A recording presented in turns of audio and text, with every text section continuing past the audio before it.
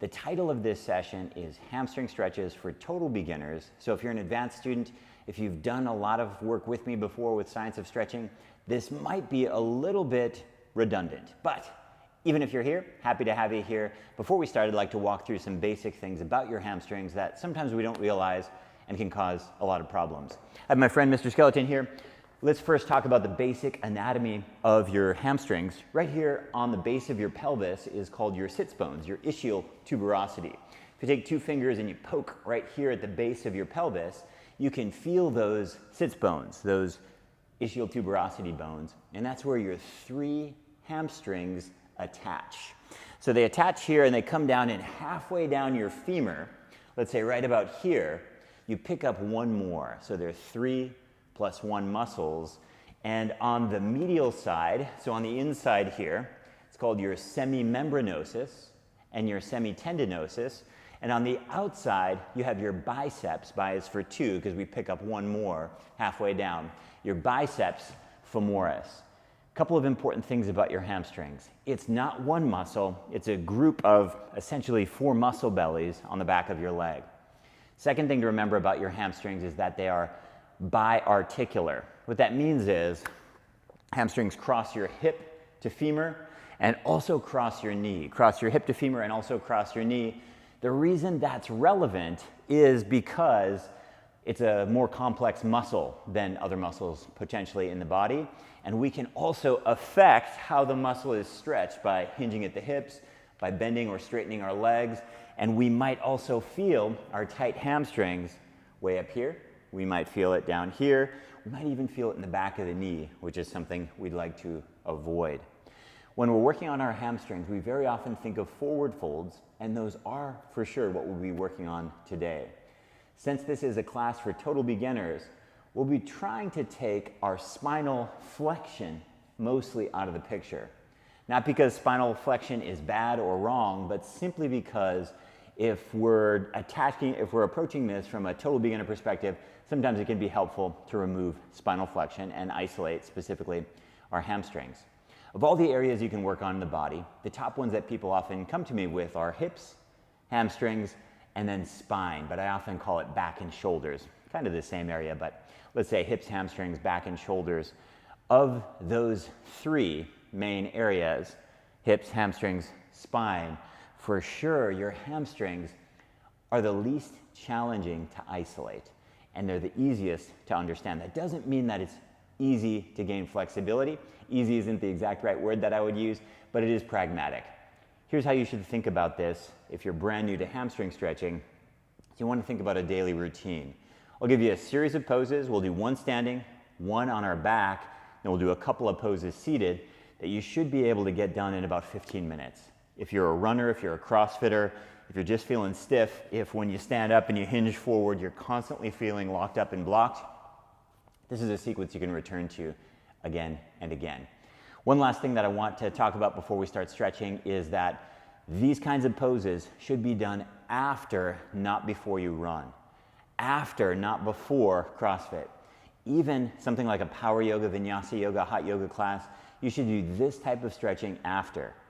This is very intense stretching, and it directly signals to your nervous system and your body to relax. Remember, we spoke about our hamstrings being biarticular muscles, meaning they cross our hip joint and they cross our knee joint, which means in the short term, that can create some slowness, a little bit of weakness, and even a little bit of instability, which means you wouldn't want to do this and then go for a run. You wouldn't want to do this and then do a deadlift.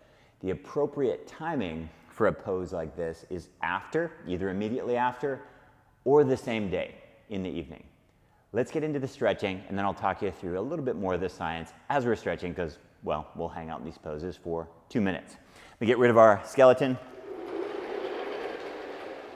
For today's practice, what you need is some pillows, and you need a wall. I have this peculiar mirrored column here, but you can use any wall surface. If you have a closet door or some kind of laminated surface, that might work even better. Let's start off with our first pose. I'll get rid of my pillows. I'll walk over to my wall. Check out my feet. I'm 1 of my feet distance away from the wall. Step your feet as wide as your hips. Look down at your feet and make the outer edges in a number 11 shape. Hinge at your hips until your bum hits the wall. From here, place a stool in front of you. This will be for support. I'll set my timer for 2 minutes, and this is called a wall doll pose. You don't need to write these down. I know some of you might want to come back to them. I'll put a PDF in the description after we finish up here as well. You can just grab that down below. For this pose, you can place your forearms on top of the stool or your hands and relax your head down onto your arms and breathe here. How deep should your knees be bent? As deep as you need to be comfortable in your lower back. That might mean that you're way down here. That might mean you're not very bent at all. You find the place that works for you. There are 3 principles to static stretching the way that we do it with our science of stretching approach, and the first principle is called wet noodle. And what this principle says is that our muscles and the fascia that surrounds them, the myofascial units, they stretch best when they're fully relaxed. When you're brand new to hamstring flexibility, using the wall, using a stool, because you have a little bit of support, oftentimes that makes it easier to relax. When it's easier to relax, oftentimes you can implement that principle number 1 more effectively, wet noodle.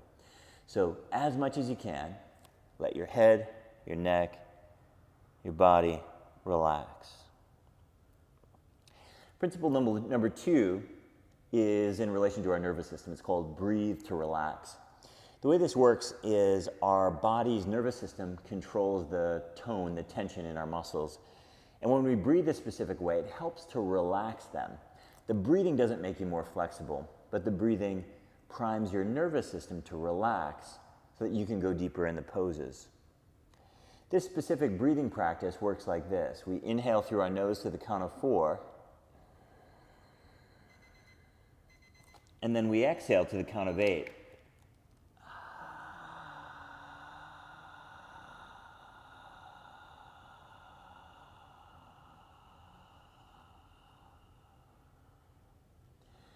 Inhale to the count of 4, exhale with a ha sound to the count of 8.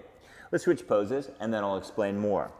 For this next pose, I don't need my stool, and I don't need my cushions, but I do need a wall. I'd encourage you to do this in a doorway in your house. Open up a door, you have a door jamb here, and you jackknife your legs into the door jamb. Why would I jackknife my legs? Because I like to get my foot up the wall. Hit my timer, pause here. Now some of you might be in all the way, so your leg is going straight up at 90 degrees. Some of you might be way back here with your leg at 45 degrees. Wherever you are, here's the rule.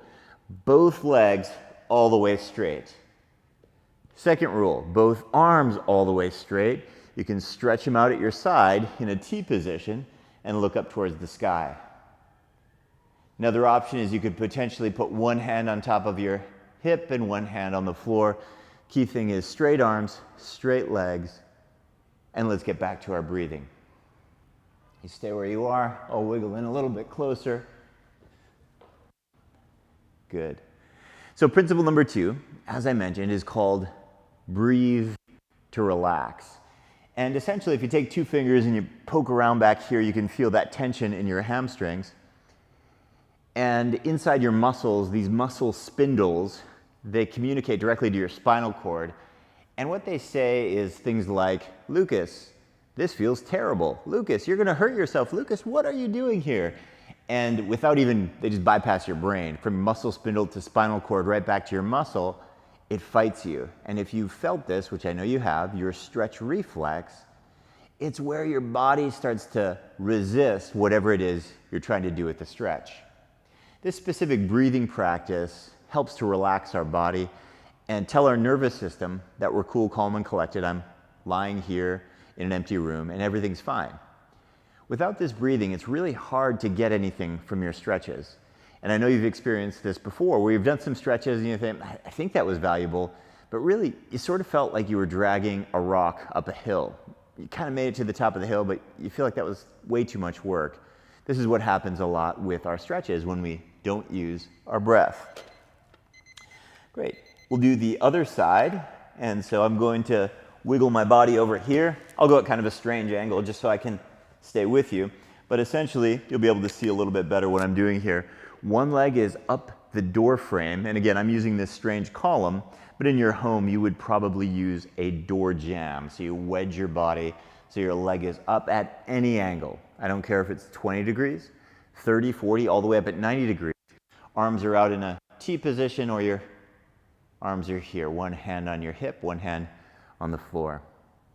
So we use this specific breathing practice to turn off our nervous system to help reduce our stretch reflex. This stretch reflex, it's there by design. It's there to help our body stay safe, but it gets a little bit out of control, especially in hamstring poses, which I know some of you have felt.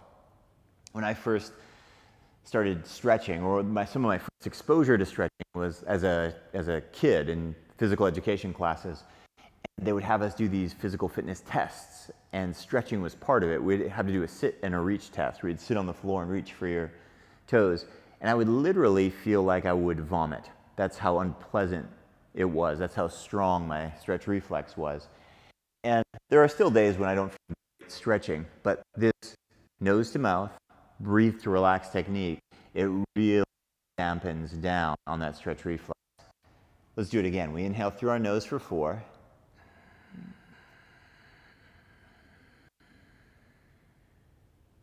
Exhale through your mouth with a ha sound for 8.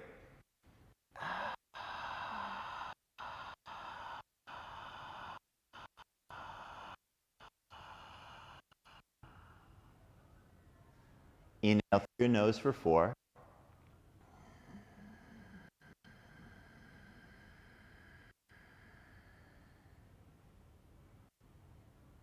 And exhale with a ha sound for 8.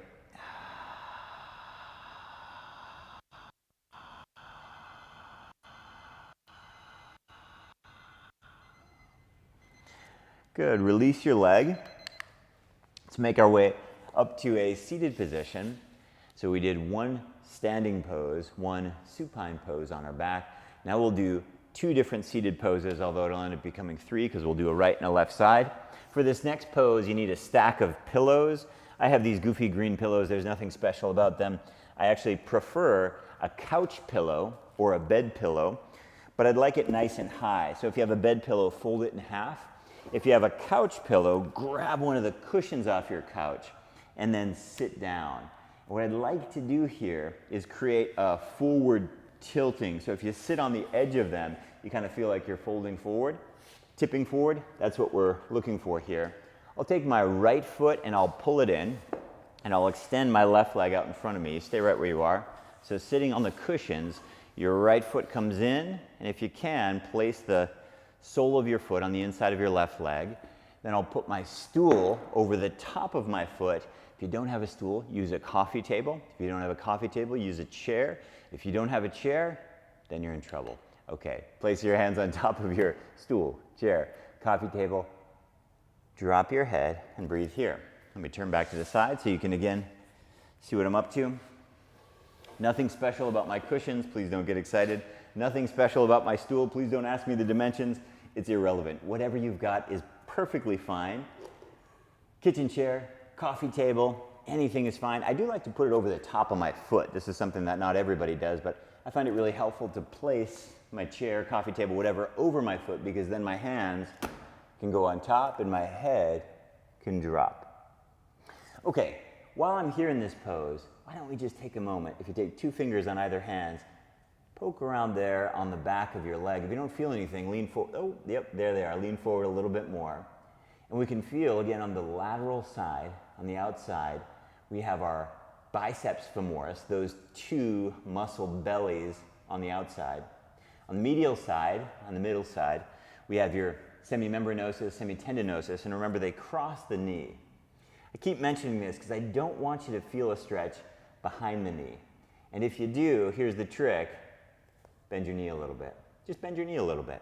Because I'd like the stretch to be away from the back of your knee. Now it might be here, it might be closer to your knee, it might be up into the muscle belly or even up higher, but just not right behind your knee, because we start to get into your hamstrings tendon region, And we don't stretch tendons or ligaments. We try to focus on stretching myofascial units, muscles and fascia, which is more up in that muscle belly area. As long as your neck feels fine, drop your head and breathe. Inhale for 4.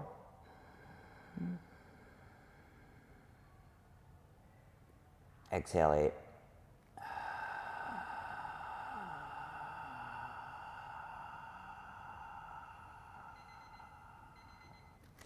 Good, let's switch sides. Left leg comes in, right leg goes out. If you need to take a moment, if you're kind of falling off your cushions like I am, sit up a little taller, but that falling forward motion, that's what we're looking for. That's the whole point of the pillows in the first place. And again, I'm using 4 pillows. You might use 10 pillows, totally irrelevant. Get up as high as you need to. I'm using a stool that's about knee height. You might feel more comfortable with a higher stool, chair, edge of the couch, whatever you might have. Place your hands, drop your head, and breathe here. Okay, so we've got these hamstrings, we've got these muscle spindles, we've got this stretch reflex, we're doing some breathing. Principle 1 is wet noodle. Our muscles and the fascia that surround them are going to stretch best when fully relaxed. Principle number 2 is we breathe to relax, meaning we do inhale through our nose for 4, we exhale through our mouth for 8, and this helps to turn off our stretch reflex. It allows our work and our stretches to be more effective. Principle number 3, this silly little timer that I have here, and the principle is time under passive tension. If you've ever done any kind of weight training, resistance training, you might have heard a trainer talk about time under tension. And like, let's say you were doing bicep curls or something like that, a trainer might talk about the importance of spending a certain amount of time under tension. If we think about this in the context of weight training, sometimes it's easy to think about the opposite, which is flexibility. If you went to the gym and you were brand new at the gym and your trainer said, let's do some bicep curls, and you went over and you picked up a really heavy weight and you went, okay, that was great, I'm all done. And the trainer would say, you just did one rep. And he said, yeah, but it was really hard, we're all good, let's go home. And then the trainer would explain, it's not just about lifting heavy weights, there also needs to be a certain amount of time that you spend with your biceps under tension or nothing will happen. You understand the concept, right? So with stretching, it's similar, except number 1, we need more time. And number 2, the tension, if you take 2 fingers again, reach around back side of your leg, as much as possible, we'd like it to be passive, meaning relaxed. That's easier said than done, but as much as possible, it's relaxed tension instead of contracted tension. Okay, final pose. Let's take a seat. Might need to adjust on your pillows. Open your legs like a V as wide as you can. Open them as wide as you can. Place that stool as close to you as you need to, or as far out as is comfortable. No crunching in your lower back. With your legs, you can bend your knees if you need to. Again, I don't want to feel anything here in the back of my knee. Just a little bit up from my knee, that's great, but not right behind your knee, not directly behind your knee. Place your hands on a stool or a chair in front of you and drop your head and breathe. This is a pancake pose, a supported pancake pose. If when you fold forward, you start to feel crunchy in your lower back, compression, anything like that, just come in closer, closer, closer. See how my spine can stay long? And see how I'm taking that spinal flexion out of the picture. Not because spinal flexion is wrong. That's another great range to work on. But when you're a total beginner with hamstring poses, it just gets to be a little bit too much, a little bit overwhelming. Next step here with this pose, which is hard to do, is just let your feet go. Let your legs relax. Remember principle 1. Principle 2, we'll breathe in through our nose for 4.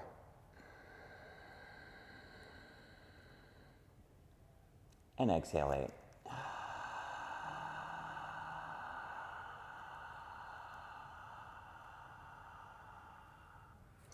And principle number 3, as we've just spoken about, is time under passive tension. Today we're doing 2-minute holds. In our Science of Stretching approach, 2 minutes is our minimum hold. Because this is a beginner's class, we're starting with 2 minutes.